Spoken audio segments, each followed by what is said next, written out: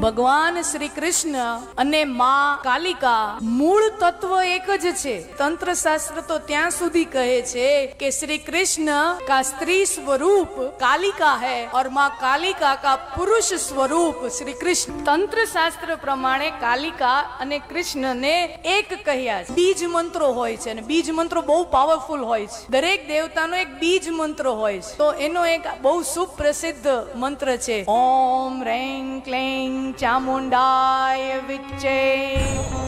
તો એમાં જે ક્લિંગ બીજ મંત્ર છે એ માં કાળકાને સમર્પિત છે, એમ છે એ માં સરસ્વતીને સમર્પિત છે, રીમ છે એ મહાલક્ષ્મીને સમર્પિત છે, क्लीम छे ए मां कालका ने समर्पित छे। तो कालका माटे जे क्लीम बीज मंत्र छे, श्री कृष्ण की तंत्र साधना के लिए बीज मंत्र भी क्लीम। कृष्ण अने काली ने उपासना नो मंत्र पण एक छे, क्लीम। कृष्ण काली तत्वत एक है।